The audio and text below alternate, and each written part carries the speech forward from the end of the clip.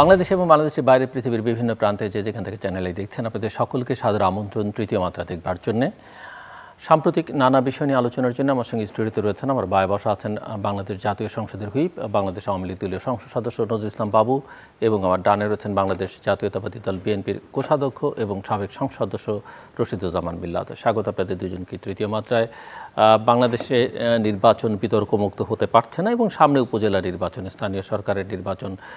অনেকের মধ্যেই আশঙ্কা যে এই নির্বাচনটিও সংঘাতময় হতে পারে এবং এই নির্বাচনটিও প্রশ্নবিদ্ধ হতে পারে যেহেতু যদি বিরোধীরা না আসে। আপনি কি আশা করছেন নজরুল ইসলাম বাবু? আপনাকে অনেক ধন্যবাদ। আমাদের মাঝে মিল্লাত ভাই আছেন, উনি বলবেন। আমি শুধু বলবো যে দেখেন, সকল কিছুতেই সংকট থাকে, আবার উত্তরণের পথ সুগম হয়ে যায়।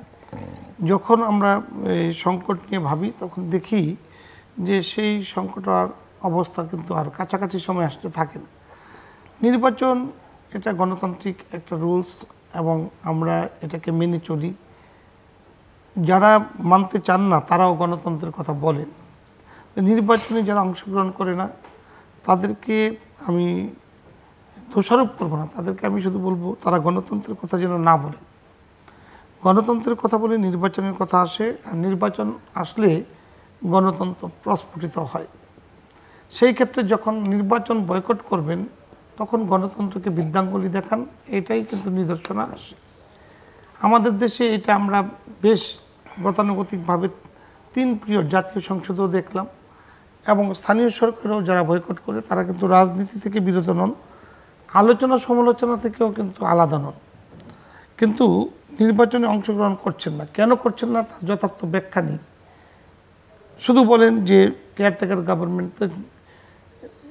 কখনই কিন্তু এই উপজেলা লেভেলের যেটা আমরা স্থানীয় সরকার বলি সেই নির্বাচন কিন্তু কখনোই কেয়ারটেকার গভর্নমেন্টও হয়নি, তত্ত্বাবধায়ক সরকার হয়নি। এখন পরিষ্কার হয়েছে যে এই যে আমাদের স্থানীয় সরকার নির্বাচন এইটাকেও তারা বয়কট করছে। তার মানে কি?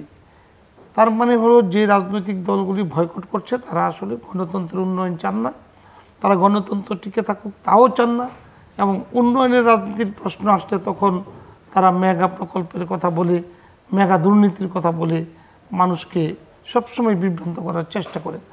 যাদের নৈতিক দায়িত্ব হয়ে পড়েছে শুধুমাত্র বিভ্রান্ত করা মানুষকে, তাদেরকে দিয়ে গণতন্ত্র রক্ষার কোনো শেষ রক্ষা কবচ বলতে যা বুঝান সেটা আর নেই। শুধু রাজনৈতিক হোলি খেলার মাঝখানে তারা এখানে ঘোলাপানিতে মাছ শিকার করতে চায়। যেমন মনে করেন যে জাতীয়তাবাদী দল একটা বৃহৎ রাজনৈতিক দল, আমাদের ভাষায় বেশ কয়েকবার ওনারা রাষ্ট্রীয় ক্ষমতায় ছিলেন। রাজনৈতিক দলের গুরুত্বপূর্ণ পদায়ন বহনকারী একজন নেতা বলেন যে বয়কট, ইন্ডিয়ার সকল পণ্য বয়কট। এই যে পণ্য বয়কটের কথা বললেন, একটা রাজনৈতিক দলের বড় নেতা হিসাবে তিনি এটা কোন বিবেচনা থেকে করলেন বলেন? আর যদি বলেই থাকেন, নিজের চাদর ফেলে দিয়ে যদি আগুন দিতে বলেন, তাহলে আমি মনে করি যে এটা তো কোনো দেশের সাথে কূটনৈতিক সম্পর্ক বজায় রাখার মতো কোনো বক্তব্য নয়, বরঞ্চ প্রতিবেশীর সাথে একটা বিবাদ, একটা বিশাল ধরনের বিচ্ছেদ ঘটানোর একটা পরিকল্পনা, যার মধ্য দিয়ে একটা যুদ্ধ ঘোষণা হতে পারে। তো এরকম যারা রাজনীতি করেন এবং করতে চান, সেইটা কোনো রাজনৈতিক দলও হতে পারে না, এবং তাদের প্রত্যাশা পূরণের শক্তিও কোনো রাজনৈতিক দল বা কোনো সরকার রক্ষা করবে, এইটাও আমি বিশ্বাস করতে পারি না। সেই জন্য আমি বলি যে আপনি যত সংকটের কথা বলেন, কোনো সংকট হবে না। সুষ্ঠু অবাধ নিরপেক্ষ নির্বাচন বাংলাদেশে এখন সকলের প্রত্যাশা এবং সেটা পূরণের এই লক্ষণও রয়েছে। এই যে বিগত দিনে আমরা পার্লামেন্ট ইলেকশন করলাম, সেই ইলেকশনকে নিয়ে বহু সংকট ছিল, অনেক কথা ছিল, অনেক অরুচিকর বক্তব্য আমরা রাজনৈতিক দল কাছ থেকে শুনেছি, কিন্তু সেই ইলেকশনটা কিন্তু হয়েছে শতভাগ সুষ্ঠু অবাধ নিরপেক্ষ হয়েছে। শতভাগ, আমি এটা আবারও দরাজ কণ্ঠে বলছি, শতভাগ সুষ্ঠু অবাধ নিরপেক্ষ হয়েছে। কিন্তু এইটাকে প্রহসনের রূপ দেওয়ার যে একটা বহিঃপ্রকাশ ঘটানোর চেষ্টা করেছেন বিএনপি সহ অন্যান্য রাজনৈতিক দল, তারা এটাকে প্রশ্নবিদ্ধ করেছেন, কিন্তু ইলেকশনটা সুষ্ঠু অবাধ হয়েছে। তো দেশের একটি রাজনৈতিক দল, বৃহৎ রাজনৈতিক দল, আমি বলি মাঠ পর্যায়ের শক্তিশালী দল, তারা যদি সবসময় বিরুদ্ধে কথা বলেন তাহলে তো এটা প্রহসন হবেই, তাহলে গণতন্ত্রে আঘাত আসবেই। সেই নির্বাচন জনগণের কাছে গ্রহণযোগ্য হবে কি হবে না প্রশ্নবিদ্ধ হবেই। এইটা নিয়ে চেয়ে থাকলে, এটা নিয়ে আপনার মতো বিজ্ঞ সাংবাদিক প্রশ্ন করলে এটা আমার মনে হয় সঠিক হয় না। ওকে, মিস্টার রশিদুজ্জামান মিল্লাত, আমি প্রশ্ন না করলে হয়তো আপনি এত ব্যাখ্যা করতে পারতেন না, সেটা আমি পরে বলবো।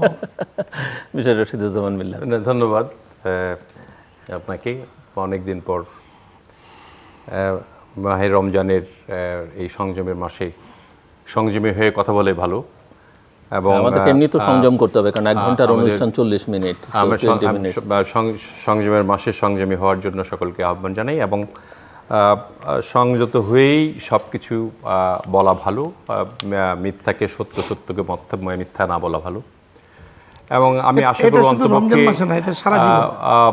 এই মাসে অন্ততপক্ষে সারা মাসে আমরা সারা বছরে যা করি অন্ততপক্ষে মাসটায় আমি মনে করি যে সবাইকে সংযুক্ত হয়ে চলা উচিত। এবং বিশেষ করে আমি আপনার সুবাদেই আমার এলাকার দেওয়ানগঞ্জ বকশীগঞ্জবাসীকে আমি ধন্যবাদ জানাই। তারা সংযত অবস্থায়, তারা সংযমী হয়ে এই সিয়াম সাধনা করছে, তাদেরকে অনেক ধন্যবাদ জানাই।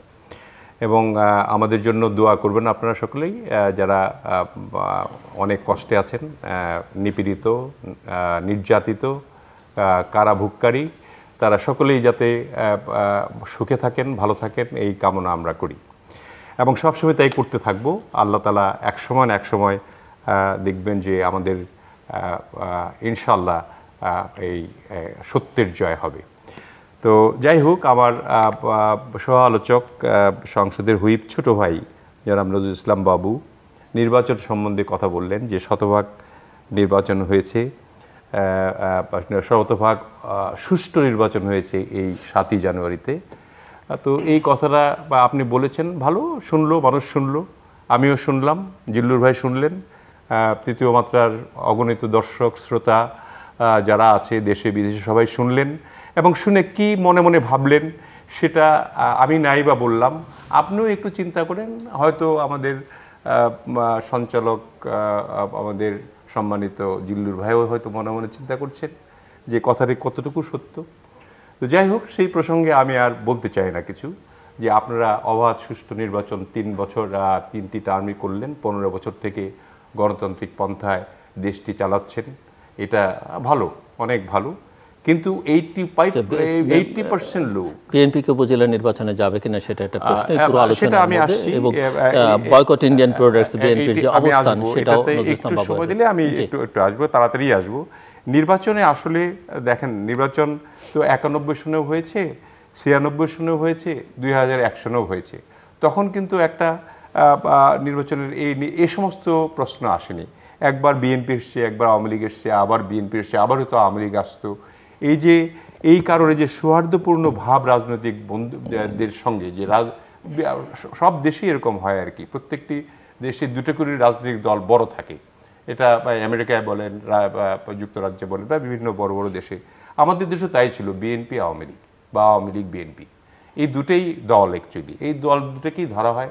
তারা যদি সত্যিকার অর্থে সংযত অবস্থায় থাকতে চায় তাহলে গণতন্ত্র আসলে পুনরুদ্ধার হতো। কিন্তু ওনারা চান না যে দেশে গণতন্ত্র বজায় থাকুক। আমার কাছে মনে হয় যে কথাটি বললেন আপনি, যে উপজেলা নির্বাচনটা আমরা কেন করব, তাহলে 7ই জানুয়ারি নির্বাচন করিনি কেন, প্রশ্নটা মানুষ করতে পারে আর কি। তো আমরা তো রাজনীতিবিদ যারা, তারা জনগণকে নিয়ে, দেশকে নিয়ে তোমরা ভাবি, এবং জনগণ কি মনে করবে, জনগণের আশা আকাঙ্ক্ষা কি, সেটাকে নিয়ে যদি চিন্তা না করি তাহলে তো হবে না। সরকার রয়েছে এটাই, যে কারণে আমরা নির্বাচনে যাইনি। যে সরকারের আন্ডারে 14 সনের নির্বাচন হয়নি, এবং 14 সনের নির্বাচনে 18 সনের নির্বাচনে রাতের নির্বাচন হয়েছে। এইবারের নির্বাচনটা কি হলো আমরা দেখলাম। সেই সরকারই রয়েছে এবং সেই নির্বাচন কমিশনই রয়েছে। সেখানে আপনি কি করে চিন্তা করেন যে একটি সুষ্ঠু, অবাধ এবং নিরপেক্ষ নির্বাচন হবে, এবং কেনই বা এই দল সেই নির্বাচনে যাবে, এই প্রশ্নটা আমার। আমি বলছি না যাবে কি যাবে না, কিন্তু এই প্রশ্নটি আমার, কেন যাবে? এই সরকারই বহাল রয়েছে, এই নির্বাচন কমিশনই বহাল রয়েছে, এই সরকার এবং এই নির্বাচন কমিশন মিলেই 7ই জানুয়ারির দামি মামি যা বলেন না কেন ইলেকশনটা হলো, সেই ইলেকশনে কেন তারা যাবে? আমার প্রশ্নটাই এটা। এবং শতভাগ অবাধ নির্বাচন হয়েছে বলে আমার ভাই বললেন যে অবাধ সুষ্ঠু নির্বাচন হচ্ছে। হ্যাঁ, অবাধ সুষ্ঠু নির্বাচন এখনও হবে। আপনারা নির্বাচন করবেন, কাউকে বিরোধীদের নির্বাচন করতে দিবেন না, তাদেরকে আটকে রাখবেন, তাদেরকে জেলে রাখবেন, তাদেরকে পুলিশ বাহিনী দিয়ে, তাদেরকে সশস্ত্র বাহিনী দিয়ে তাদেরকে ভয় দেখিয়ে তাদেরকে গুম করে তাদেরকে ধরে রেখে আপনারা একলা একলা নির্বাচন করবেন, তো নির্বাচন তো অবাধ হবেই। কারণ আমাদের সংবিধানে রয়েছে যে 1% ভোটও যদি পড়ে সেখানে সে নির্বাচিত বলে গণ্য হবে। তো কাজেই এখানে তো আপনারা তো অ্যাটলিস্ট তো 5%, 10%, 20% লোক তো আপনাদের সব মিলিয়ে আছে, সেই লোকগুলি ভোট দিলেই তো হয়। সেই ভোট দিলে আপনারা করবেন, আপনারা আবার করবেন। তবে এটার একটা শেষ আছে। একটা গণতন্ত্র এই ফিরে আনার জন্য আমার মনে হয় আপনাকেও, আপনি তো এখন সংসদের হুইপিং করেন, তো আপনারা বিভিন্নভাবে, আমরা তো সংসদে ছিলাম, বিভিন্ন বিল উত্থাপনের জন্য, বিভিন্ন কাজের জন্য সকল সংসদের কাছে বলেন। এখন হুইপিং দয়া করে আপনি করেন যে গণতন্ত্রটা ফিরে আসুক, সকলের কাছে বলেন, সকল সংসদ সদস্যের কাছে বলেন যে এইভাবে হুইপিং করেন যে আচ্ছা যা আবার হয়ে গেছে আমরা গণতন্ত্র ফিরে আনি। ফিরে আনার জন্য আপনি হুইপিংটা করেন, তাহলে আপনি সমাদৃত হবে এবং বাংলাদেশের মানুষ আপনাকে মনে করবে সে রিয়েল অর্থে একটি ভালো হুইপিং করেছে, এমনভাবে যে একটি পুনরায় সুষ্ঠু নির্বাচন, নিরপেক্ষ নির্বাচন দিয়ে। নজরুল ইসলাম বাবুর উপর অনেক কিছু নির্ভর করে, আপনি মনে করছেন? আমি অনুরোধ করলাম যে দুটো ছোট্ট প্রশ্ন, যে একটা হচ্ছে যে বিএনপি উপজেলা নির্বাচনে যাচ্ছে না, এটা আপনি পরিষ্কার করেছেন মোটামুটি ভাবে। আমি মোটামুটি ভাবে কেন যাবে আমি প্রশ্নটা রেখেছেন। আরেকটা হচ্ছে বয়কট ইন্ডিয়ান প্রোডাক্টসের প্রসঙ্গটা যেহেতু তুললেন। বয়কট ইন্ডিয়ান পণ্য, আমরা তো সচরাচরই ওনারাও আওয়ামী লীগ বিএনপি দুই দলই আমরা কিন্তু সবসময় স্লোগান ধরতাম আর কি, দেশের স্বার্থে যে স্বদেশি পণ্য কিনে হও ধন্য, এই কথাটাই বলতাম আমরা। তো স্বদেশি পণ্য কিনুক, আমরা তো আর বিদেশি পণ্য কিনতে হবে কেন? বিদেশি পণ্য কিনতেই বা হবে কেন যদি নাই দরকার হয়? বিএনপি এখন সেই ক্যাম্পেইনে যাচ্ছে, স্বদেশি পণ্য কিনে হও ধন্য, বা আমার পণ্য আমার দেশ। আমরা যদি এখানে করতেই পারি, আমাদের এমনিই বর্তমান প্রধানমন্ত্রী যে করেই হোক না কেন, উনি মাননীয় প্রধানমন্ত্রী সরকারের, তিনি বলেছেন যে এই মার্চ মাস থেকে দেশে দুর্ভিক্ষ দেখা দেবে। এটা অনেক আগে বলেছেন উনি। দুর্ভিক্ষ যখন হবে তখন বাইরের দেশের পণ্য কেনার দরকারটা কি? দেশের পণ্য কিনুন, দেশের পণ্য ব্যবহার করুন, দেশের অনেক আপনার কাপড় চোপড় বানানো হয় এখানে, এগুলো পড়ুন। না, ধন্যবাদ। এই যে শেষ পর্যন্ত কিন্তু মিল্লাত ভাই তো খুবই পরিচ্ছন্ন মনের একটা মানুষ, উনি কিন্তু বুঝতে পেরেছেন যে হুইপিংয়ের দরকার আছে। আমি আপনার উপস্থিতিতে মিল্লাত ভাইকে দিয়ে শুরু করতে চাই। আমরা গণতন্ত্রের স্বার্থে আসুন, রাজনীতির নামে গোলাপানিতে মাছ শিকারের ষড়যন্ত্রে লিপ্ত না হয়ে আমরা গণতন্ত্রমুখী হই, আমরা গণতন্ত্রের পক্ষে কথা বলি। গণতন্ত্রের লেবাস পরে আমরা যেন বারবার নির্বাচন বয়কট না করি এবং নানা অজুহাতে এদেশের প্রহসনের নির্বাচন আমরা যেটা বলি সেইটা যেন আমরা না করি, আমরা যেন না করতে পারি, সেই জন্য সত্যিকার অর্থে গণতন্ত্রের কথা বলি। আপনারা তো প্রহসনের কথা বলেন, নির্বাচনে নিজেরা অংশগ্রহণ করেন না। একটা রাজনৈতিক দল হিসাবে আপনার তো নৈতিক দায়িত্ব রয়েছে। আমাদের সংবিধান বলে যে কেউ এসেই কিন্তু সরকার গঠন করতে পারবে না। যে কোনো একটি রাজনৈতিক দল জনগণের ম্যান্ডেট নিয়ে এই সরকার গঠন করতে হবে। সংসদে যেতে হলে আপনাকে নির্বাচন করতে হবে, স্থানীয় সরকার গঠন করতে হলে আপনাকে নির্বাচন করতে হবে। এগুলি সংবিধান পরিষ্কার পরিচ্ছন্নভাবে লিপিবদ্ধ করেছে। তো সেই জায়গা থেকে সরে গিয়ে যদি আপনি কথা বলেন, তাহলে তো প্রথমেই গণতন্ত্রের মধ্যে আপনি কুঠারাঘাত দিচ্ছেন। তো সেই রাজনৈতিক দলটিকে আমি কি বলতে পারি? সেই জন্যই কিন্তু আমি শুরুতে বলেছি যে শতভাগ সুষ্ঠু অবাধ নিরপেক্ষ নির্বাচন হয়েছে। কারণ যে রাজনৈতিক দলগুলো অংশগ্রহণ করেছে তারা ভোটে অংশগ্রহণ করেছে, তারা সুষ্ঠু অবাধ নিরপেক্ষভাবে ভোট দিতে সক্ষম হয়েছে। এ দেশ এবং জাতি সেটা কিন্তু লক্ষ্য করেছে। আমরা যারা সমালোচনা করি, আমরা যারা বিভিন্ন সময়ে উপহাস করি, আপনি ভেবে দেখুন তো তাদের সাথে জনগণের কি সম্পর্ক, গণতন্ত্রের জন্য তারা কি কাজ করেছে, কি তাদের ভূমিকা রয়েছে। সুতরাং গণতন্ত্রকে যারা বুঝতেই চায় না তাদেরকে দিয়ে তো আপনি গণতন্ত্র প্রতিষ্ঠা করবেন সেটা ভাবতেই পারেন না। সেই জন্য আমি বলি যে গণতন্ত্র প্রতিষ্ঠার লড়াই সংগ্রামে এই বিএনপিকে এগিয়ে আসতে হবে। তারপর নির্বাচন সুষ্ঠু হলো না নিরপেক্ষ হলো এইটা প্রশ্ন নিয়ে আপনি কথা বলতে পারবেন। আপনি জনগণের সামনে তুলে ধরেছেন যে 3টি নির্বাচন হলো, এই নির্বাচন হলো, সর্বশেষ 7 তারিখের নির্বাচন দেখলেন, জনগণ বিবেচনা করবে কি হয়েছে। জনগণ সব কিছু কিন্তু ভাবে না। জনগণ আপনাদের মতো রাজনৈতিক নেতাদের নির্দেশনা মেনে চলেন বলেই কিন্তু রাজনৈতিক দল সরকার গঠন করে। এবং তাই করেছে। যদি তাই করেন তাহলে জনগণ থেকে আপনি শিক্ষা নিন যে জনগণ কিন্তু নির্বাচন বয়কট করে নাই, জনগণ কিন্তু নির্বাচনকে বাধা বিঘ্ন করেন নাই, করেছেন যারা রাজনৈতিক দল হিসাবে বিএনপি এবং তাদের সমমনা দল করে কিন্তু জনগণ থেকে তারা আলাদা হয়ে পড়েছেন। সুতরাং গণতন্ত্রের পিঠে যারা আঘাত হানতে চায় তারা গণতন্ত্রের কথা যতই মুখে বলুক না কেন জনগণের হৃদয়ে কিন্তু তার স্থান থাকে না। যার কারণেই কিন্তু আপনি যেটা বলেছেন একবার আওয়ামী লীগ রাষ্ট্রীয় ক্ষমতা আসবেন আবার বিএনপি আসবেন, সেই জায়গায় আপনাদের কোনো অবস্থান নেই। আপনার নিশ্চয়ই এই বোধগম্য হয়েছে আমি কি বলতে চেয়েছি। আমি সেই বিষয়ে আর কিছু বলতে চাই না। আরেকটি কথা বলেছেন লোকাল স্থানীয় সরকার নির্বাচন। আপনি বলেছেন যে সরকার সেই সরকারই আছে, সেই নির্বাচন কমিশনারই আছে, সেই জনগণও তো আছে, দেশে তো সেই জনগণই আছেন। সুতরাং ভোট হবে, সুষ্ঠু আবার নিরপেক্ষ ভোট হবে, দেখবেন যে অনেক প্রার্থী নির্বাচনে অংশগ্রহণ করবে, একটি সুন্দর অবাধ নিরপেক্ষ নির্বাচন হবে। শুধু বিএনপি নামক যে রাজনৈতিক দলটি তারা শুধু মুখে মুখে বলবেন যে নির্বাচন আমরা করব না, কিন্তু বিএনপি সমর্থিত নেতৃত্ব যারা প্রতিষ্ঠিত হয়েছে এই সারা দেশে উপজেলাগুলিতে তারাও দেখবেন নির্বাচনে অংশগ্রহণ। আরেকটি প্রশ্ন করতে চাই, আপনি যেহেতু আছেন একসময়কার বেশ দাপুটে ছাত্র নেতা, ছাত্র রাজনীতি এখন বেশ প্রশ্নবিদ্ধ সাম্প্রতিককালে এবং শিক্ষকরা বিতর্কের মধ্যে পড়ে যাচ্ছেন বিভিন্ন বিশ্ববিদ্যালয়ের উপাচার্যদের নিয়ে নানা রকমের নেতিবাচক কথাবার্তা। তো সব কিছু বুয়েট থেকে শুরু করে কুমিল্লা বিশ্ববিদ্যালয় বলেন, চট্টগ্রাম বিশ্ববিদ্যালয়, সব জায়গায় একই অবস্থা।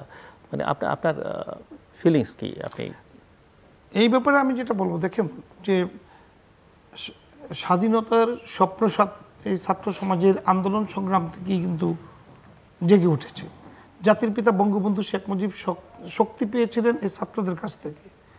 সেদিন এই ছাত্র সমাজই কিন্তু বাবাকে না বলে মাকে ঘুমে রেখে মহান মুক্তিযুদ্ধে ঝাঁপিয়ে পড়েছিল।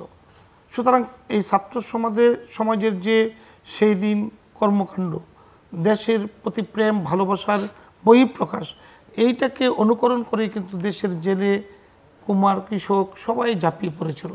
তার মাঝখান থেকেই আমরা স্বাধীনতা পেয়েছি। হারিয়েছি আমরা 30 লক্ষ মানুষকে যারা এদেশের নাগরিক ছিলেন।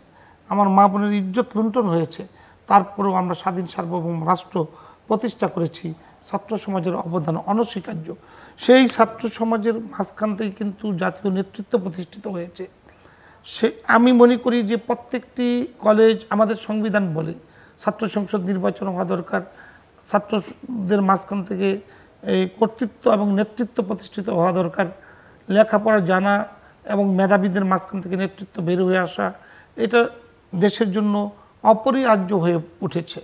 আজকে সেইটা নাই বলেই কিন্তু নানা রকম প্রশ্ন আপনি আমাকে তুলে ধরেছেন। যেমন আমি যদি উপাচার্যের কথাই বলি, ওনাদের নৈতিক দায়িত্ব থাকবে প্রতিষ্ঠানকে সুরক্ষা করা এবং নৈতিকতার মধ্য দিয়ে তার প্রতিষ্ঠানটাকে পরিচালনা করা। সেই ক্ষেত্রে কিন্তু বাধা বিঘ্ন এসেছে স্বাধীনতার পর থেকেই পর্যায়ক্রমে এসে এই পর্যন্ত এসেছে। হোসেন মোহাম্মদ এরশাদ আসলেন, এসে ছাত্র সংসদ নির্বাচনগুলিকে প্রশ্নবিদ্ধ করলেন, হুন্ডা গুন্ডা এগুলি দিয়ে ছাত্র সংসদ শুরু হলো। এরপর বেগম খালেদা জিয়ার এসে একটা ডাকসু নির্বাচন হলো। এই নির্বাচনের পর সারা বাংলাদেশে কিন্তু ছাত্র সংসদগুলো বন্ধ হয়ে গেল।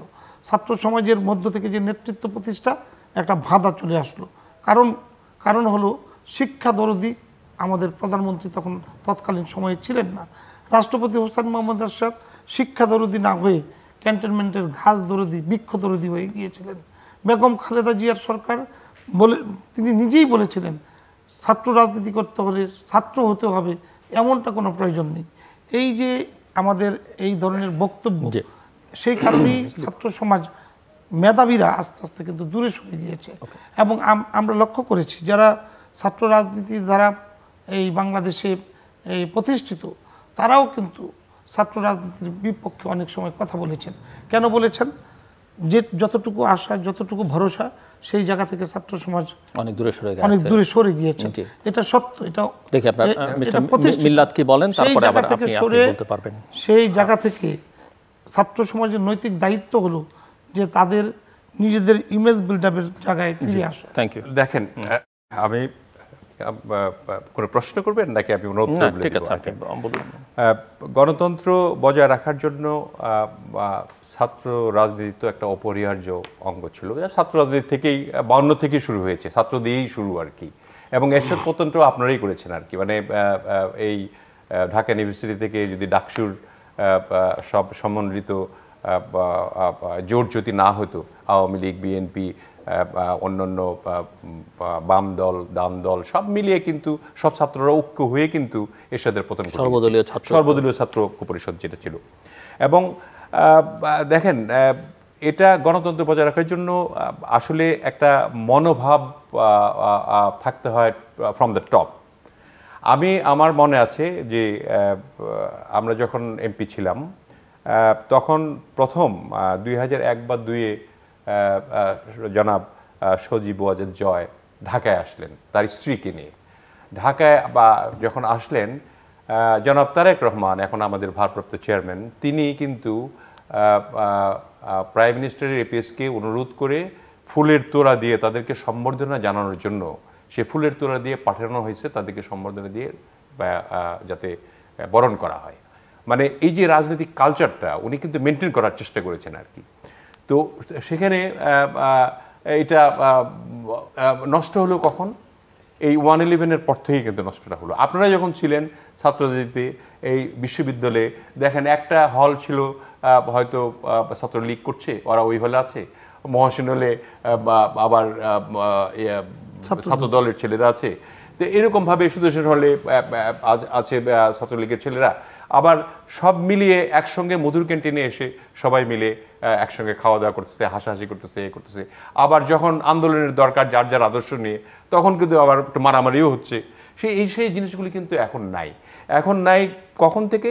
দেখেন, টুকু যখন আমাদের সুলতান সালাউদ্দিন টুকু ছাত্র দলের সভাপতি ছিলেন, সে যখন ক্যাম্পাসে গেলেন ইয়েতে ঢাকা বিশ্ববিদ্যালয়ের, তাকে হাতুড়ি দিয়ে মাথায় পিটিয়ে তাকে বের করে দেওয়া হয়েছে।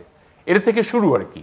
ছাত্র রাজনীতি একটাই রাজনীতি করতে হবে, সেটা ছাত্রলীগ করতে হবে। ছাত্রলীগ ছাড়া কোনো ইউনিভার্সিটিতে কেউ থাকতে পারবে না, এমন একটা ভাব নিয়ে তাকে পিটানো হলো। এটা আপনি জানেন আর কি। তারপর তো মরার অবস্থায় ছিল, পিছন দিয়ে হাতুড়ি দিয়ে পিটানো হচ্ছিল, কোনো অবস্থায় বেরিয়ে আসলো। তো যাই হোক, এই যে ছাত্র রাজনীতিটা বন্ধ করার একটা কথা ছিল যে ছাত্র রাজনীতি ইউনিভার্সিটি লেভেলতে হোক, অন্য জায়গায় না হোক, মানে না হলে ভালো হয় আর কি, তাহলে পড়াশোনা হয়। কারণ ছাত্র দলের, ছাত্রলীগের নামে যেভাবে বিভিন্নভাবে চাঁদাবাজি শুরু হয়েছিল এবং এখন তো ছাত্রলীগ একক ছত্রভাবে করছে। তো সেগুলি বন্ধ করার জন্য একটা কাঠামো তৈরি হওয়া উচিত ছিল। কিন্তু ইউনিভার্সিটিতে ছাত্র রাজনীতি অপরিহার্যই বলে মনে করি আমি। কিন্তু সেটা হওয়া দরকার সাবলীল এবং সহমর্মিতা থাকা উচিত একে অপরের প্রতি। কারণ ছাত্ররাই কিন্তু এই দেশ পরিচালনা করবে এবং এখান থেকেই নেতৃত্ব তৈরি হয় এবং এখান থেকেই তারা নেতৃত্ব দিবে বাংলাদেশকে। এই মনোভাব নিয়ে কিন্তু ছাত্র রাজনীতি করা দরকার। কিন্তু সেটা এখন আর নাই। এই নাই কেন? এটা শুধুমাত্র দলীয় উপাচার্য, দলীয় প্রফেসর, দলীয় মানে রিক্রুটমেন্ট অ্যাসিস্ট্যান্ট প্রফেসর থেকে আরম্ভ করে সবগুলি দলীয় করা হচ্ছে। এবং এটা এমন পর্যায়ে চলে গেছে, এখন 15 থেকে এখন 20 বছরে পা দিল। আর 20 বছর ধরে যদি এই চলে, তো তখন আপনারা আর ওখানে রাজনীতি কী করবেন? এই রাজনীতির শূন্যতা আনার জন্য দায়ী ব্যক্তি কে? এটা আমি নজরুল সাহেবকেই জিজ্ঞেস করব। উনি হুইপ, যদিও মানে বয়সে ছোট, বাট সম্মানিত মাননীয় হুইপ। আপনি চিন্তা করেন যে এই ছাত্র রাজনীতি, আর তার মধ্যে আপনার ছাত্রলীগের সেক্রেটারিও ছিলেন, আপনি চিন্তা করেন এখন কি ছাত্র রাজনীতির এই আপনাদের সময়ের এই সময়টা এক আছে? এখন না থাকার পিছনে এই দায়িত্বটা কে নেবে? দায়িত্বটা আপনারই নিতে হবে। এবং আপনারা যদি দায়িত্ব না নেন। আরেকটা প্রসঙ্গ, যেহেতু আমার মনে হয় আপনি যে মোটামুটি এই ইস্যুটা আপনার মতো করে পরিষ্কার করেছেন, জবাব বাকিটা উনি দেবেন। আরেকটা ইস্যু বাংলাদেশের সবচেয়ে বার্নিং, সেটা আপনাদের আমল থেকেই আছে, তারও আগের থেকে আছে, স্বাধীনতার পর থেকে আছে, কম বেশি মাত্রার হয়তো পার্থক্য বিভিন্ন সময় হচ্ছে। দুর্নীতি বাংলাদেশ কোনো অবস্থাতেই দুর্নীতিকে নিয়ন্ত্রণ করতে পারছে না। কেন পারছে না বলে মনে হয় আপনার কাছে রাজনীতিক হিসেবে? এটা তো একনায়কতন্ত্র যদি থাকে দুর্নীতি বাড়বেই, কারণ কেউ তো ধরার নাই। আপনার আগে ধরেন, হ্যাঁ দুর্নীতি সবসময় ছিল, দুর্নীতি ছিল না এমন বাংলাদেশ আমরা পাইনি আর কি। বাংলাদেশ স্বাধীন হওয়ার পরেই থেকে আরম্ভ করে সবসময় দুর্নীতি কম বেশি ছিল। আপনার এরশাদের আমল থেকে বেশি আরম্ভ হয়েছে। আমরা 91 এটা কমানোর জন্য কমিশন থেকে দুর্নীতি দমন কমিশন গঠন করা হলো আমাদের সময়, দুর্নীতি দমন করার জন্য, এটাকে কিভাবে দমন করা যায়। কিন্তু এখন এমন অবস্থায় দুর্নীতি কমিশনের নামে এমন অবস্থা হয়েছে যে বড় বড় ওই যে মেগা প্রজেক্টের কথা উনি বলেছেন না করার জন্য, প্রজেক্টগুলি নিয়ে এমনভাবে দুর্নীতি করা হচ্ছে যে এগুলি হয়তো এই টাকাগুলি দিয়ে আমাদের যে প্রশাসনিক কাঠামোগুলি আছে, যেমন ব্যুরোক্রেসি, আপনার পুলিশ, আপনার বিজিবি, আপনার আমাদের সশস্ত্র বাহিনী বা অন্যান্য প্রাতিষ্ঠানিক যে কাঠামোগুলি আছে, এগুলিতেও দুর্নীতি ঢুকে গেছে এই জন্য যে ক্ষমতা টিকিয়ে রাখার জন্য ওনাদের দল এটাকে প্রশ্রয় দিচ্ছে আরও বেশি করে, যে যাতে করে কিছু না হয় এবং ইলেকশনের সময় এক পক্ষ নিয়ে যাতে তারা কাজ না করে বা কাজ করে, যাতে সুষ্ঠু নির্বাচন হোক বা সুষ্ঠুভাবে দেশের মানুষ গণতন্ত্র ফিরে পাক, এটার বিপক্ষে তারা যাতে সরকারের সঙ্গে অবস্থান নেয়, সেই জন্য সেই সুযোগগুলি দেওয়া হচ্ছে। এই সুযোগের কারণে এখন বড় বড় প্রজেক্টগুলি আপনি প্রত্যেকে এগুলো অনেক আলোচনা হয়েছে, কাজে আমি এগুলো বারবার বলতে চাই না আর কি, যে এমন দুর্নীতি এখন হচ্ছে যে 1 টাকার কোনো দ্রব্য ক্রয়ের জন্য 10 টাকা খরচ করা হচ্ছে, 10 গুণ 20 গুণ, কোনো সময়ে 100 গুণ পর্যন্ত এটা হয়েছে। এবং এগুলি আমরা আলোচনা করেছি বহুবার। এই দুর্নীতি বন্ধ করার জন্য খুবই কঠোর পদক্ষেপ গ্রহণ করতে হবে সরকারকে, এবং তার আগে গণতন্ত্র ফিরে না আসা পর্যন্ত, কেউ এটাকে প্রোটেক্ট না করা পর্যন্ত, এবং যদি সংসদে এই নিয়ে আলোচনা না হয় এবং কোনোখানে কোনো দুর্নীতি হলে সেটাকে নিয়ে প্রোটেক্ট যদি না করা হয় সংসদে, তাহলে কোনোদিনও দুর্নীতি বন্ধ হবে না। কারণ এখন দুর্নীতির মাত্রাটা একেবারে শীর্ষ পর্যায় থেকে আরম্ভ করে আপনাদের শেষ পর্যন্ত চলে গেছে। আর বিএনপির তো কোনো অবস্থানই নাই, এটা তো বুঝতেই পারছেন।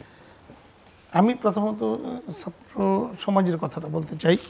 দেখুন, সমসাময়িক রাজনীতিতে আপনি যদি একটু লক্ষ্য করেন, দেখবেন জাতীয়তাবাদী ছাত্রদল যেভাবে লম্ফজম্প দিয়ে এই বাংলাদেশে প্রতিষ্ঠিত হয়েছিল, ঠিক একইভাবে বরফের মতো গলে গিয়েছে।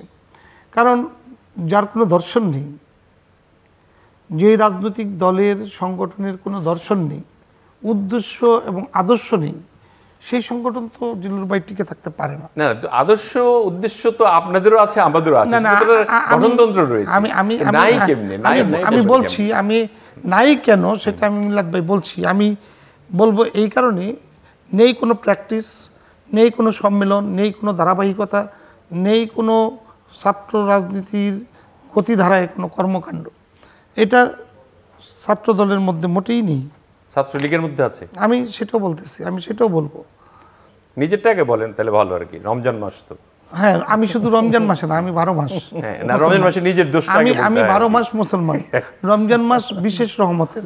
আমি বিশেষ রহমত তখনই আশা করতে পারি যদি বাকি মাসের কর্মকাণ্ড আমার গতানুগতিক হয়, যদি সঠিক থাকে। সারা বছর পাপ করে রমজান মাসে বারবার যদি আপনার মতো আমি আশা করি, এটা মিলবে না। সেই জন্য আমি বলছি, দেখেন যে জাতীয়তাবাদী ছাত্রদল একটা ভালো রাজনৈতিক দল হিসাবে, সাংগঠনিক ছাত্র সংগঠন হিসাবে দাঁড়িয়েছিলেন, কিন্তু বরফ যেমন বেশিক্ষণ বাতাসে আসলে টিকে থাকে না, গলে যায়, ঠিক ছাত্রদলটা গলে গিয়েছে। এটা ছাত্রলীগের কোনো বিষয় না। ছাত্রলীগ ছাত্রদলের সাথে কোথাও ফাইট করতে হয় না। আমরা কিন্তু যথেষ্ট ফাইট করে টিকেছিলাম। ছাত্রদল আমরা টিকেছিলাম আমাদের এই আদর্শের প্রতি বিশ্বাসের কারণে। আমরা টিকেছিলাম আমাদের আদর্শিক রাজনীতিতে ছাত্র সমাজের সমর্থন থাকার কারণে। আমাদের বাংলাদেশ ছাত্রলীগ হলো প্রেশার ক্রিয়েট অর্গানাইজেশন, সরকারের বিরুদ্ধে, অগণতান্ত্রিক কর্মকাণ্ডের বিরুদ্ধে, অপরাধের বিরুদ্ধে সোচ্চার এবং ছাত্র সমাজের অধিকার আদায়ের লক্ষ্যে কর্মকাণ্ড পরিচালনা করা, এর নাম হলো বাংলাদেশ ছাত্রলীগ।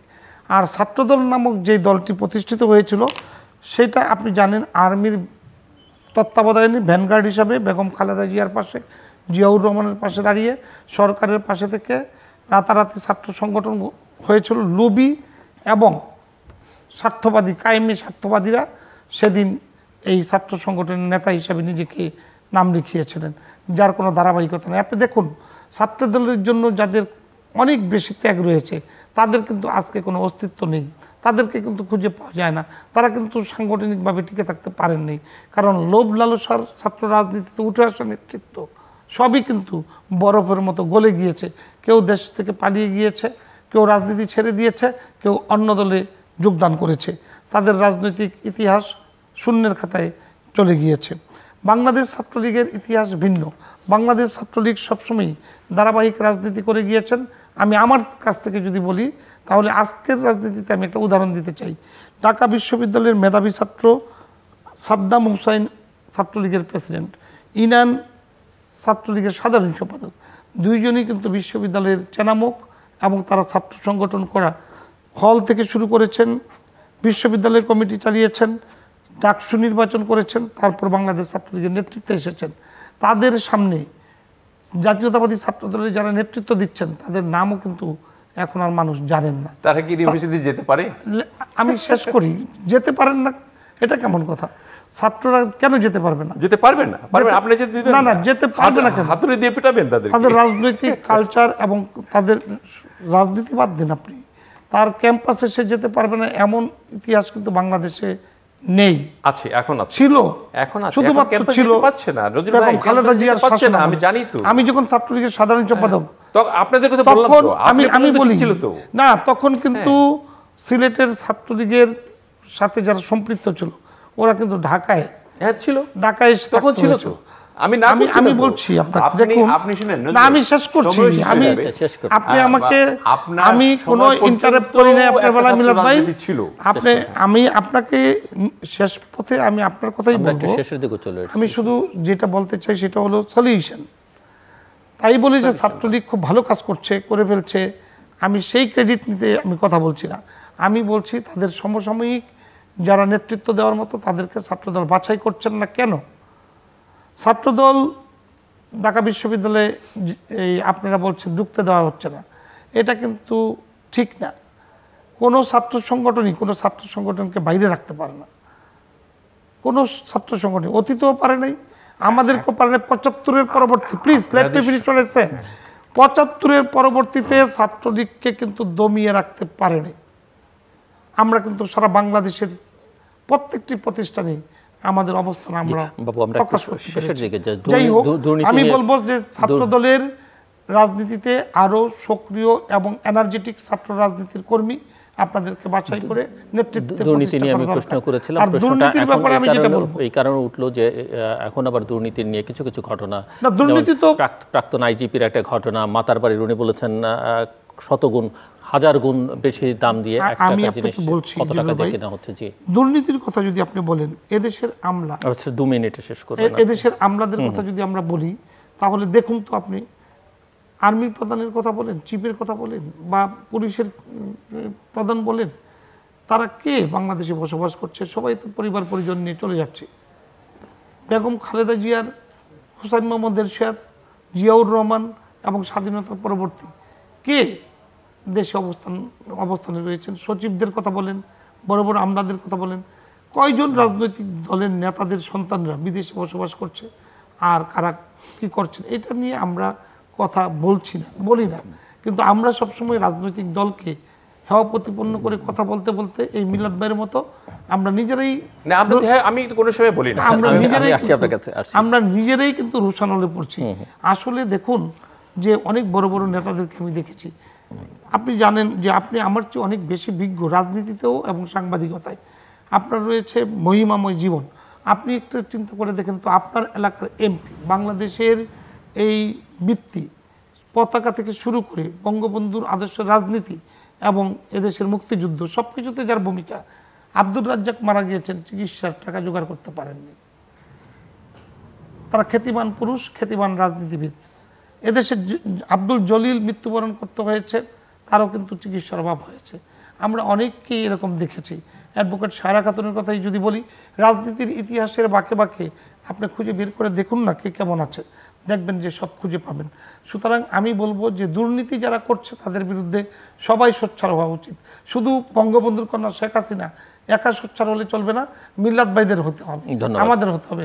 ওনারা বিদেশি পণ্য বয়কটের কথা না বলে দেশে যারা বিদেশি পণ্য বয়কটের কথা বলছেন, স্বদেশি পণ্য ব্যবহারের কথা বলছেন। না, ওই যে বিদেশি পণ্য ব্যবহার না করার কথা বলে আজকে স্বদেশি যে স্লোগান দিচ্ছে, আমি সেই কথাটাই বলছি যে স্বদেশকে নিজের মতো করে। ধন্যবাদ, একটু দেখুন। ধন্যবাদ। জাস্ট কনক্লুডিং রিমার্কস 2 মিনিট সময় আপনার। আমি অন্য কিছুই বলবো না, আমি শুধু বলবো যে আমাদের দেশটা গণতান্ত্রিক দেশ হওয়া উচিত এবং এখানে মানবিক হওয়া দরকার রাজনীতিবিদদের। এখন আমরা অমানবিক হয়ে গেছি, একে অপরকে দেখতে পারি না, দেখলে কথা বলি না, কেউ কাউকে সালাম দেই না।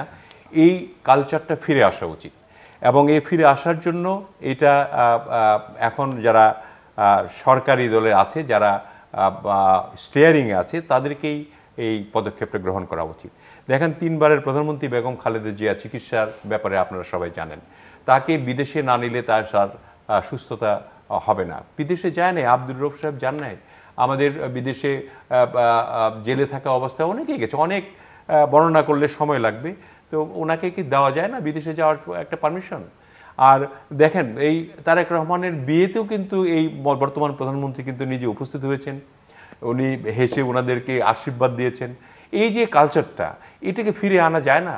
এটা ফিরে আনলেই কিন্তু দেশে আবার গণতান্ত্রিক পন্থাটা ফিরে আসে।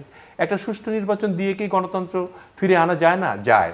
যে আমরা কিন্তু সবাই মিলে, দেশটা আমাদের বাংলাদেশ, এই বাংলাদেশ আপনার আমার সবার, আমরা সম্মিলিতভাবে এটা কিন্তু সুন্দরভাবে আবার প্রতিষ্ঠা করতে পারি যদি মনোভাবটা একটু চেঞ্জ হয়, যে না আমরাই থাকবো, আমরাই খাবো, আমরাই সব করব, আমরাই এই দেশ চালাবো এবং দেশটা আমাদেরই। এরকম মনোভাবটা চেঞ্জ করলেই দেশটা সবারই, সবাই মিলে খাবো, সবাই মিলে ভালো থাকবো, সবাই মিলে আমরা একসঙ্গে চলবো এবং সবাই মিলে দেশের উন্নয়নের সহযোগী হব এবং সবাই মিলে দুর্নীতিকে দমন করব। এটা যদি স্লোগান হয় তাহলেই শুধুমাত্র এই দেশে শান্তি আসবে, আর না হয় আমি ভবিষ্যৎ অন্ধকার দেখছি। বাবু দেখুন, 15ই আগস্ট, 21শে আগস্ট 19 বার মৃত্যুমুখ থেকে ফিরে আসা শেখ হাসিনা, তিনি এই দেশকে ভালোবেসেই কিন্তু বেগম খালেদা জিয়ার বাসায় তার নক করতে হয়েছে। প্রধানমন্ত্রী হয়ে বাসায় গিয়ে নক করেছে, দরজা বন্ধ করে দিয়েছে। বন্ধ করে দেন সেটা একটা যার সামনে শত শত মৃত লাশ, উনি 21শে আগস্ট অবস্থায় ছিলেন হত্যা করার জন্য, 21শে আগস্ট যাকে হত্যা করার জন্য পূর্ব থেকেই বলেছেন আরেকটি 15ই আগস্টের দরকার। সে দেশে বঙ্গবন্ধুর কন্যা এখনো বেগম খালেদা জিয়াকে মুক্ত আবহাওয়ায় থাকতে দেওয়া কত বড় মন মানসিকতা, এটা একটা বিবেচনা করেই না, এটা আমরা একে অপরকে ইয়া না করি, মানে কাউন্টার না করে, কাউন্টার করছি না, কাউন্টার করছি না, আমি বলছি কাউন্টার না করে মানবতার কত শীর্ষ হলে আরো সবকিছু ভুলে গিয়ে করে এটাকে তারপরে যদি কেউ না আসেন, তারপরেও যদি কেউ না আসেন, তাহলে কিভাবে নেক্সট প্রজন্মের জন্য ভালো করে রেখে যান। গণতন্ত্র প্রতিষ্ঠিত করার জন্য যেটা দরকার সেটাই এখন হচ্ছে। গণতন্ত্র সংজ্ঞাটা ভালো করে যদি যেদিন বুঝতে পারবে সেদিন বিএনপি সরাসরি নির্বাচনে চলে আসবে। আমার মনে হয় এটাই হবে শেষ চেষ্টা। দর্শক, অনুষ্ঠানের শেষ প্রান্তে আমরা সামাজিক যোগাযোগ মাধ্যম ফেসবুক এবং টুইটারে তৃতীয়মাত্রা লাইভ স্ট্রিমিং হচ্ছে। টেলিভিশনের পর্দায় দেখতে না পারলে যে কোনো সময় যে কোনো স্থান থেকে ইউটিউবে তৃতীয়মাত্রা চ্যানেলটি সাবস্ক্রাইব করে পর্ব বা পুরনো পর্বগুলো আপনারা দেখতে পারেন। মিস্টার রশিদুজ্জামান মিল্লাত এবং মিস্টার নজরুল ইসলাম বাবু, অসংখ্য ধন্যবাদ এই আলোচনা অংশ নেওয়ার জন্য। দর্শক, আমরা যে কটা প্রসঙ্গ নিয়ে আলোচনা করছিলাম, দুজন অভিযোগ পাল্টা অভিযোগ করেছেন, এ কথা সত্যি, কিন্তু দুজনেই কিন্তু সমস্যাগুলো স্বীকার করে নিয়েছেন কম বেশি, এবং দুজনেই কম বেশি নিজেদের যেটুকু দায় আছে সেটি নিয়ে হয়তো বিতর্ক থাকতে পারে, কিন্তু সেটিও নিজেরা কম বেশি স্বীকার করে নিয়েছেন।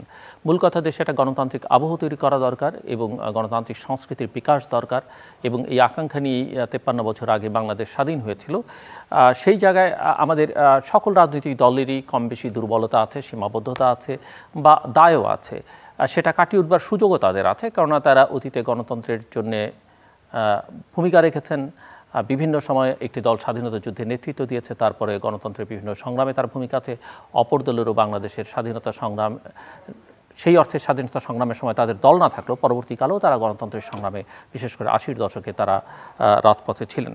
কাজে আমরা আশা করি যে তাদের মধ্যে যদি এক ধরনের সৌহার্দ্য সম্প্রীতি থাকে, এবং না থাকবারও যথেষ্ট কারণ আছে, সেই ইতিহাসটাও স্মরণ রেখে সমস্যাগুলো কীভাবে কাটা যায়, এক ধরনের কাটিয়ে ওঠা যায়, এক ধরনের রিকনসিলিয়েশনের ব্যবস্থা যদি তারা করতে পারেন, ট্রুথ অ্যান্ড রিকনসিলিয়েশনে, তাহলে হয়তো বাংলাদেশের সামনে ভবিষ্যৎ আর উজ্জ্বল হবে। আমাদের সঙ্গে থাকবার জন্য অসংখ্য ধন্যবাদ। আপনাদের সবার জন্য শুভকামনা।